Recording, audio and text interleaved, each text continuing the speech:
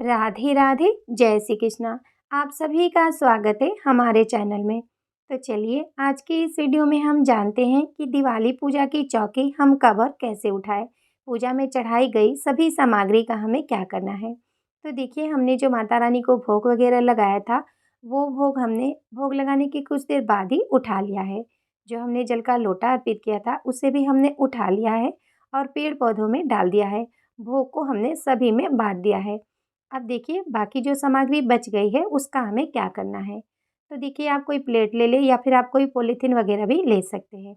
इसमें हम सभी फूलों को उठाकर रख लेंगे। तो जितने भी फूल हमने अर्पित किए हैं वो सभी फूलों को हम उठा लेंगे और बाद में हम इनका भूमि विसर्जन कर देंगे। अब देखिए, अगर आपने माता रानी को कमल का या गुलाब का फूल अर्पित किया है तो फिर आप उसे उठा लें। आप चाहें तो इसे अपने पास भी रख सकते हैं या फिर आप इनका विसर्जन भी कर सकते हैं। आप इसे लॉकर वगैरह में भी रख सकते हैं। तो देखिए, सभी फूलों को उठाकर हम एक साथ रख लेंगे। अब देखिए, ये जो दीपक है जिससे हमने माता रानी की आरती की थी, तो ये मिट्टी का दीपक है। मैंने मिट्टी के दीपक से की थी तो मैं इसका विसर्जन कर दूंगी। अगर आपने धातु का दीपक लिया था तो आप उसे साफ कर लें और दोबारा पूजा में इस्तेमाल करें। अब देखिए, ये जो बड़ा वाला मिट्टी का दीपक है जो हमने रात भर जलाया था, ये मिट्टी का है तो हम इनका भी विसर्जन कर देंगे। अब देखिए, आप एक चुन्नी ले लें या फिर आप पोटली भी ले सकते हैं। अब इसमें हम जो भी माता रानी को कौड़ी, गोमती चक्र, कमलगट्टे की माला, जो भी सामग्री हमने अर्पित किया था माता को, वो सभी कुछ उठा के हम इस चुन्नी में रख लेंगे। और देखिए, ये जो धन यानी पैसे रखे थे वो भी हम उठा लेंगे और इसी में हम रखेंगे। चांदी का सिक्का भी हम इसी में रख लेंगे। अब देखिए, ये सभी सामग्री उठाकर हम धन पोटली बना लेंगे। तो देखिए, अगर आप पोटली लिए हैं तो पोटली में रख लें।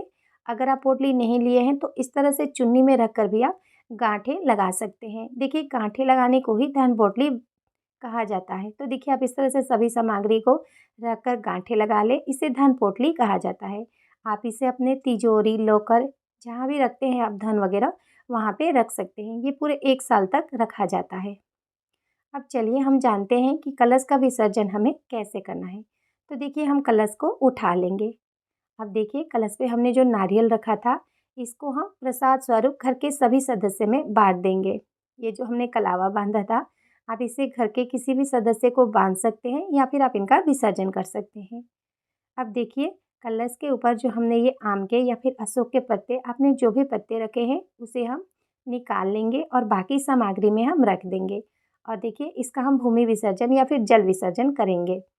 अब देखिए, ये जो कलश में हमने फूल, अक्षत, जो भी सामग्री हमने डाली है, इसको हम निकाल कर जो इस्तेमाल करने लायक रहेगा उसका हम दोबारा किसी पूजा में इस्तेमाल करेंगे।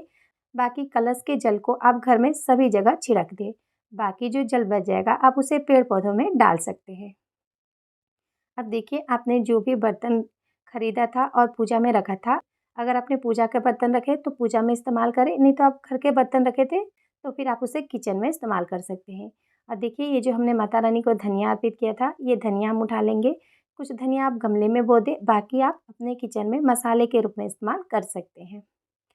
अब देखिए, बाकी जो सामग्री बची है उसका हमें क्या करना है। तो देखिए, हमने जो लक्ष्मी गणेश जी की मूर्ति रखी है, इसको हम अपने मंदिर में विराजमान कर देंगे। तो देखिए, अगर आपने धातु की रखी है तो आप उनको मंदिर में विराजमान करें, और आपने अगर मिट्टी की रखी है और आपके यहाँ पे विसर्जित किया जाता है तो आप उनका विसर्जन भी कर सकते हैं। अब देखिए, सभी कलावा को हम उठा लेंगे और सुपारी जो हमने विष्णु भगवान के रूप में विराजमान किया है उनको हम उठा लेंगे और पूजा में हम दोबारा इस्तेमाल करेंगे। सभी कलावा उठा लेंगे, इनका हम विसर्जन कर देंगे। अब देखिए, जो पान के पत्ते पे हमने माता रानी को विशेष भोग लगाया था वो भोग हम उठा लेंगे। जो हमने खील की वर्षा की थी, खील अर्पित किया था, वो भी हम उठा लेंगे। आप इसे प्रसाद स्वरूप सभी सदस्य को घर में दे सकते हैं। पान को भी आप खा सकते हैं क्योंकि ये माता रानी का विशेष प्रसाद है। तो आप इसे सभी सदस्य को बांट दें। अब देखिए, जो भी अक्षत हमने पूजा में इस्तेमाल किया है सभी अक्षत को हम उठा लेंगे और हम एक कटोरी में इसको उठाकर रख लेंगे। अब देखिए, इन अक्षतों से या तो आप खीर बना सकते हैं या फिर आप अपने अन्न में रख सकते हैं, यानी आप जहाँ भी चावल वगैरह रखते हैं आप उसमें इसे डाल सकते हैं। और देखिए, ये जो हमने वस्त्र बिछाया था चौकी के ऊपर, आप इसे साफ कर लें और दोबारा पूजा में इस्तेमाल करें। अब देखिए, अगर आपने लक्ष्मी गणेश जी, सरस्वती माता की पोस्टर लगाई है तो आप उनको 1 साल तक ऐसे ही रहने दें। 1 साल बाद आप इन्हें हटा सकते हैं। और देखिए, अगर आपने माता रानी को श्रृंगार की सामग्री अर्पित किया है, तो फिर आप उसे प्रसाद स्वरूप खुद के लिए रख सकते हैं। इसके साथ ही देखिए, अगर आपने सप्तधान यानी माता को 7 अनाज अर्पित किया है, तो आप उसे खुद ही इस्तेमाल करें। आप किचन वगैरह में उसका इस्तेमाल कर सकते हैं। देखिए, दिवाली पूजा में जो भी सामग्री हम माता रानी को अर्पित करते हैं, वो ना ही हमें किसी को दान में देना चाहिए और ना ही हम इसका दान करते हैं। वो सभी सामग्री हम अपने घर में ही इस्तेमाल करते हैं। तो जब आप चौकी उठाएँ तो आप इस बात का ध्यान ज़रूर से रखें। हमें कोई भी सामग्री बाहर नहीं देनी है, खुद ही हमें इस्तेमाल करना होता है। अगर आपको दिवाली पूजा की चौकी उठाने की विधि पसंद आई हो तो प्लीज़ वीडियो को लाइक करें, शेयर करें, कमेंट करें और हमारे चैनल राधे कृष्ण भक्ति को सब्सक्राइब करें। Thank you. राधे राधे। जय श्री कृष्ण।